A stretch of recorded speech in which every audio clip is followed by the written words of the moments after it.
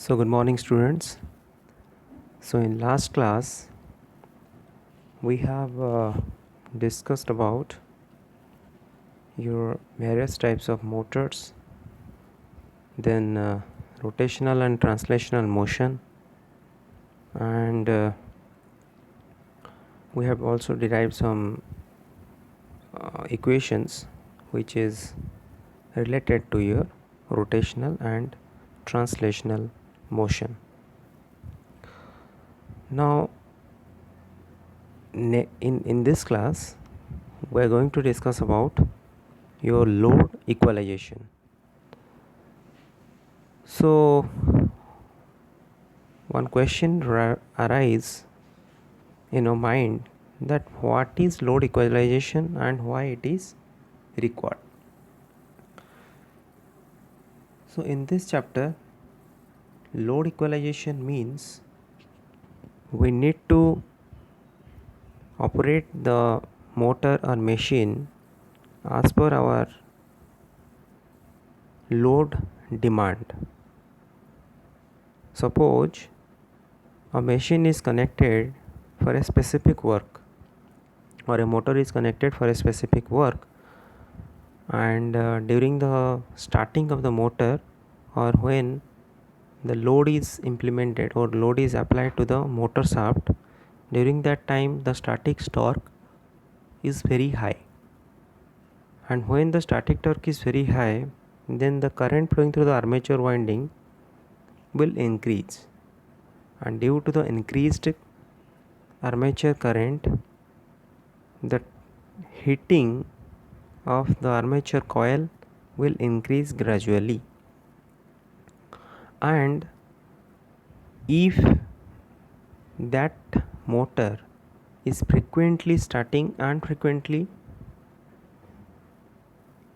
coming to the rest state, or if you are switching on or switch off the motor frequently, then there is a sudden increment of current during the on time and sudden decrement of your current during off time. So that is called as the frequent switching of the motor. So due to this frequent switching of the motor, the current value will increase and the heat will increase, and when the current is decreasing, then heat will also decrease. But the question is that if your running time is much more higher than the rest time, that means when the motor is in on state and running, that is called as the running time, and when the motor is in off state, that is called as the rest time. So if the motor is running for a long time and rest for a small time, then there is a heat increment in the motor, right? And if another another thing may happens, if load is frequently changing at the motor shaft, then only also the armature current will also increase, for which the current will increase. So as the load is frequently increasing or frequently decreasing, during that time the motor has a burden. That means if current if the external load is increasing at the motor shaft, then extra burden is applied at the motor shaft. So for that only there is a magnetic locking, or there is a decrement in the acceleration of the motor. So due to that, one flywheel concept coming into the picture of the drive application. So now, before coming into the going in depth with the load equalization, we should have the knowledge regarding the flywheel. What is the function of flywheel and why it is essential in drive system. Okay, so in this picture, this is the part of your load equalization, and in this picture what we are seeing here, this is a simple DG. This is called as the diesel generator. So in this diesel generator, we are finding this is called as your diesel engine part. This is your alternator part. This part is called as your radiator, which is used for the cooling of the diesel engine, just like your car or your bike. Another thing which is connected here, this is your flywheel. So what is flywheel? This part is called as the flywheel. Now what is the function of flywheel? So flywheel is nothing but it is one heavy metallic mass which is used for the storing of kinetic energy during free running time, and it will also release the kinetic energy when excess loading happens at the load end. So in this diesel generator, what is my loading? Loading means if the electrical loads are applied at the alternator part, because alternator is nothing but it is producing AC. So if we are increasing the AC loads, that means we are applying some electrical equipment loading on this alternator, there is a slowdown of your armature speed. Why? Because when loading happens, when load is increasing, then there is a maximum current flowing through the armature winding of the alternator. So for that only this alternator will overloaded, or the load will increase gradually. For that the alternator current will decrease, the alternator loading will increase. So for that only the alternator current will increase, and there is a slowdown of your alternator speed. Okay, so as the speed of the alternator is decreasing, then what will happen? The voltage production will decrease. So as the voltage is decreasing, then the load which are connected to this alternator, it will get it will not operate at the 100% efficiency, right? So the load which are connected at the alternator armature winding, the performance of all the electrical load, the performance of all electrical load will gradually decrease as the voltage parameter is decreasing. So to avoid this problem, one flywheel is connected in between the diesel engine and alternator. So when there is no load condition at the alternator end, this flywheel will store the energy, and during overloading condition, this flywheel will release the energy, which will helpful for the increment of your kinetic energy of the alternator winding. So it is just like the reservoir of mechanical energy.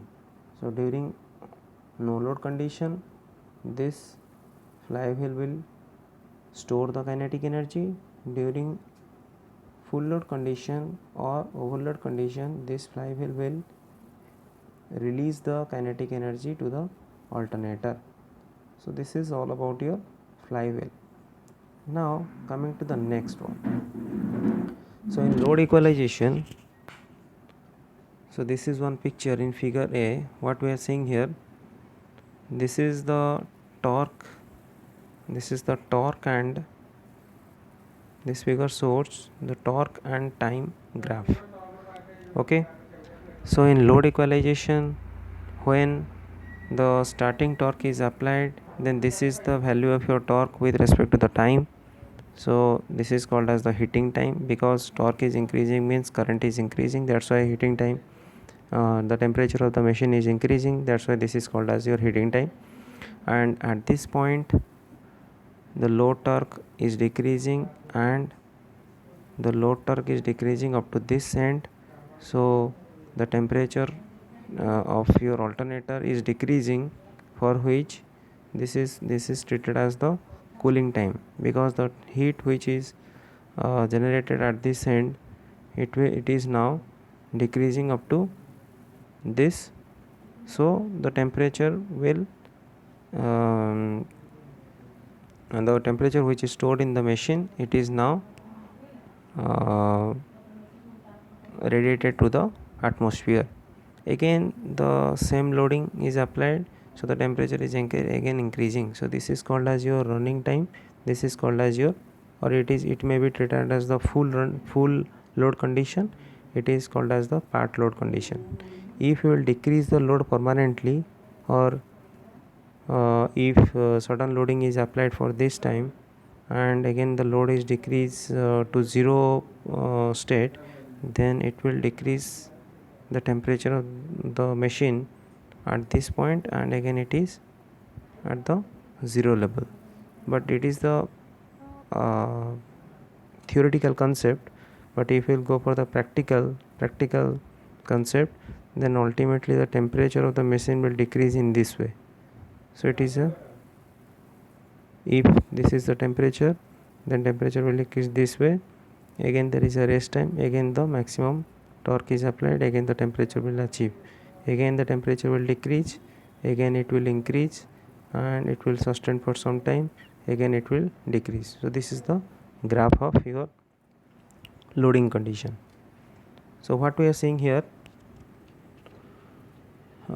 in certain load fluctuations, you can see in certain loads fluctuate widely within short interval of time, like electrical hammer. So electrical hammer, steel rolling mills, and reciprocating pumps, and your these are the example of your fluctuation of the loading condition. And the effect of fluctuating loads are, the motor rating has to be increased to supply the maximum torque demand.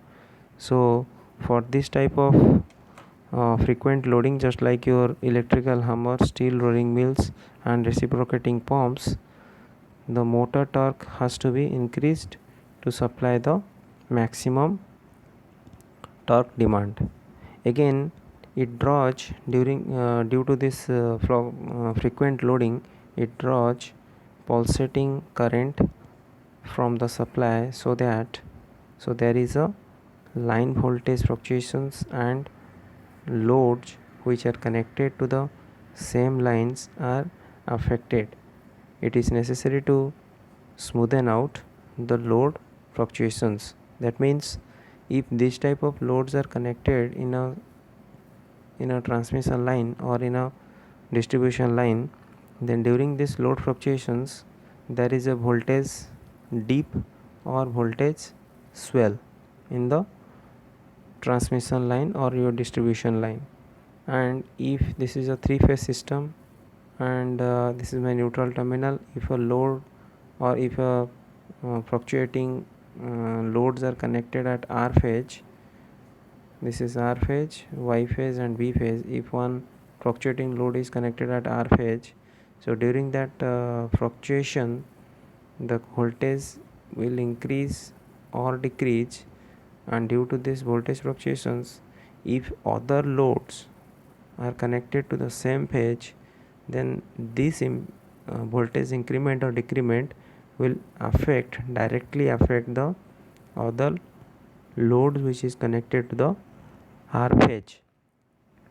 Okay, so suppose one industry is there, some domestic consumers are there, and both industry and as well as the domestic consumers are connected to the same phase, R phase.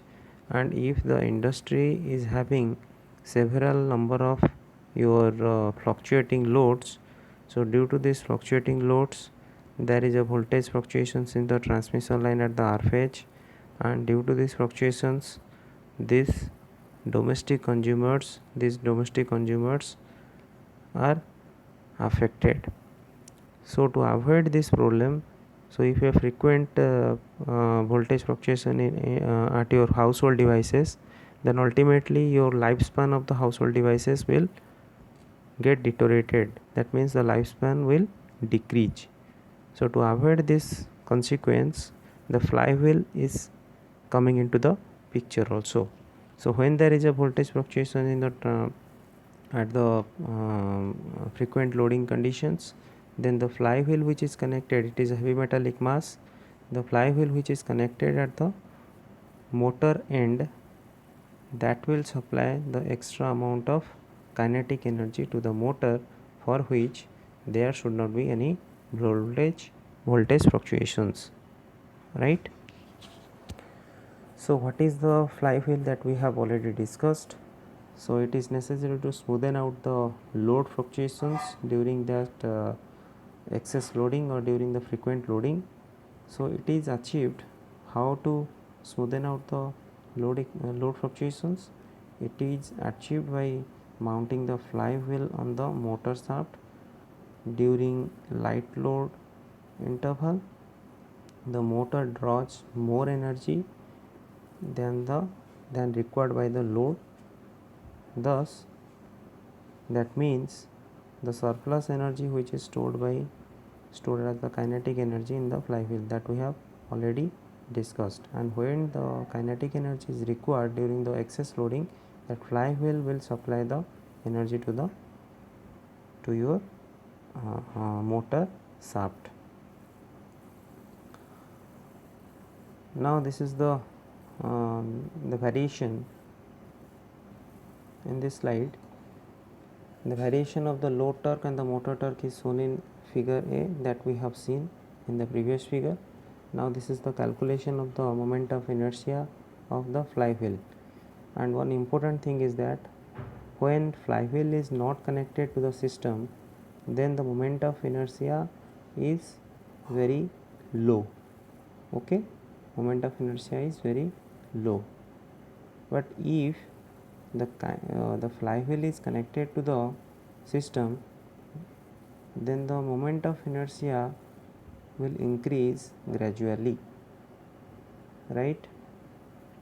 So we know that now the same moment of inertia we are going to calculate here. So we know that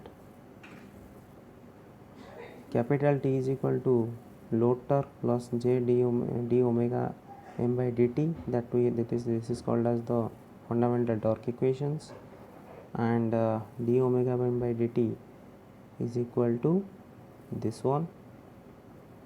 So for successful operations of the flywheel, the motor speed should vary with the torque. Here we assume that the various the variation is linear as shown in figure B. Okay, so omega is equal to omega 0 minus omega 0 omega r divided by the rotor torque into the motor torque. So this is my equation number 2. So where omega is equal to instantaneous motor speed, omega 0 is equal to no load speed of the motor, omega r is related to the speed of the motor. Now because of your slow response due to the flywheel, because why it is slow response? When the flywheel is connected to the system, then we can't stop the system immediately, because to stop the system immediately, suppose I want to stop my motor immediately when flywheel is connected to the motor. So during that time, the kinetic energy which is stored in the flywheel, that will supply the stored kinetic energy to the motor. So as the flywheel is connected to the motor or to the machine, this supplied value is now this kinetic energy is now fed to the system. So that's why the response of the system will decrease. So this is called as the slow response. So because of the slow response due to the flywheel or large inertia that we have already discussed due to the flywheel, the motor can be consumed or assumed to be in electrical equilibrium during transient operations. Okay, during transient operations of the motor load system. In that case, equation number 2 will be applicable for the transient operation also. So by differentiating the equation number 2 with respect to time, so d omega m by dt is equal to this one. Now moving to the next one. So this is a complete derivations for calculation of your moment of inertia of your flywheel. So after the derivations, we are getting this equation t, where Tm is equal to this one and capital T is this one. Okay, so it is called as the motor time constant. Tm is called as the motor time constant. And considering a periodic load torque means load is applied, then it is in the rest state, then again it is applied. This is called as the periodic load torque. That means on time and off time. This is called as the one period. One off and one on is treated as the one period. So during the due to the continuous periodic load torque, a cycle of which consists of one higher load period with torque of TLH and duration of your TH, and one more light period with the torque of TLL and operating for the time period of small tl. Okay, for high load torque period, which is small t, is greater than equal to 0 and less than equal to th, so that the solution of your equation number 3, so these equations, suppose, so what we have seeing here, if the system is having a high load torque period, this is called as the TLH, and if the high load torque is applied for TH time and low torque is applied for TL time, then equation number 3 can be written as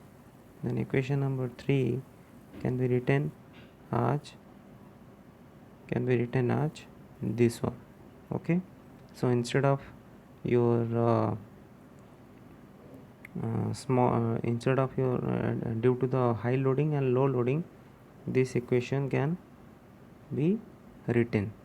Okay, where TL where Ti, this Ti is the torque developed by the motor at the instant of applications or removal of load at t is equal to 0. Considering a cyclic load torque which consists of a heavy load period with torque of TLH and duration of TH, one high load period with the torque of TLL during TL, that we have already discussed here. For the heavy loading time period, this equation 4 becomes T max. So maximum torque is required during the heavy loading period, so this equation will change for maximum load period. For light load condition, this T is treated as the minimum So T minimum is this one, so this equation will appear. So solving equation number 5, T max is now this one, so T max is equal to this. So you just go through the derivations and you will get you will be clear. Okay, now so here from the maximum load conditions we will get, after solving these equations, we will get small tm value. So similarly solve equation number 6 for low torque time for time duration of TL, and again we will get the tm value. So the moment of inertia of the flywheel, so generally we are calculating the moment of inertia of the flywheel.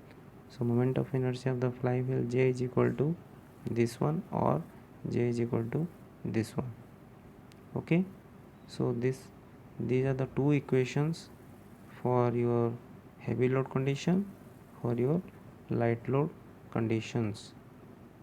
Okay, so knowing the moment of inertia of the flywheel, the weight of the flywheel can be calculated. So why we are calculating the moment of inertia of the flywheel? So generally flywheel moment of inertia is calculated to determine the mass of the flywheel. Okay, because it is a heavy metallic mass, so how much mass is required for a particular loading condition during heavy load condition or light load condition. So to determine the mass of the flywheel and to determine the volume of the iron material used in the flywheel, this moment of inertia should be calculated.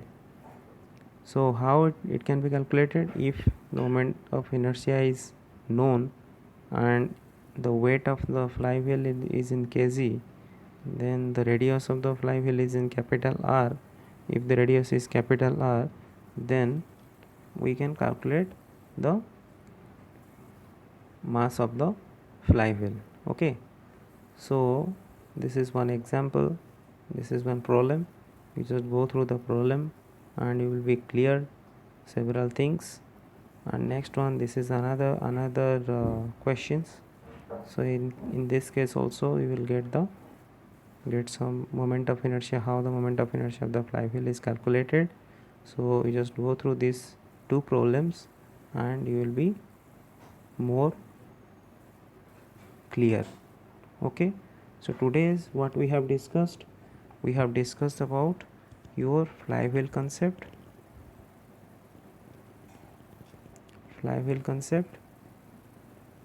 and why it is required and when it is required, and we have also calculated the moment of inertia of flywheel. Okay, so all the things we have covered, and it is very essential the flywheel concept should be known in drive system because it is used for the load equalization. So the overall concept of load equalization means when there is heavy loading, then kinetic energy, external kinetic energy should be applied through the flywheel to the motor to protect the motor from the slowdown of the speed, for which the voltage magnitude will be remain as constant and there should not be any fluctuation at the transmission line, or there should not be any fluctuation at the distribution end. So if there is no fluctuation at the voltage profile, then the other consumer which is connected to the same feeder or same transmission line, they will be safe from the voltage fluctuations. That is much more important. So for that only the flywheel is connected in the fluctuating load condition.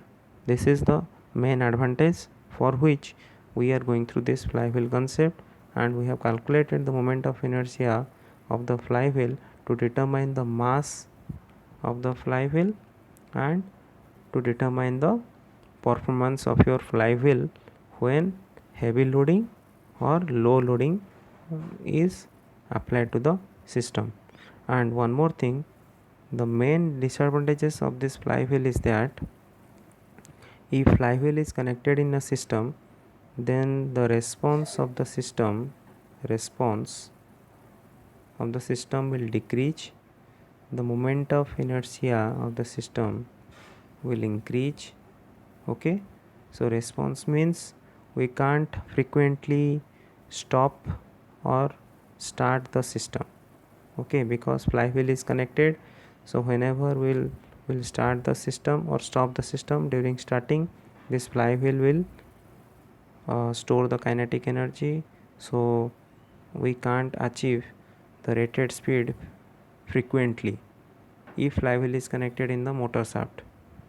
Okay, and during the stopping also we can't immediately stop the system, because the kinetic energy which is stored at the flywheel, it will supply the kinetic energy to the motor through the motor shaft, for which the motor will comes to in rest condition, and it will take some time to comes to in rest positions.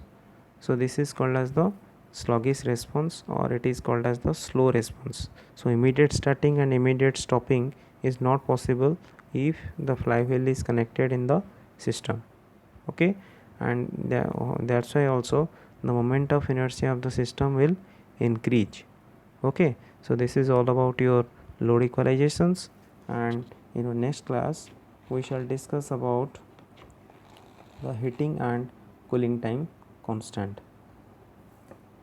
So thank you.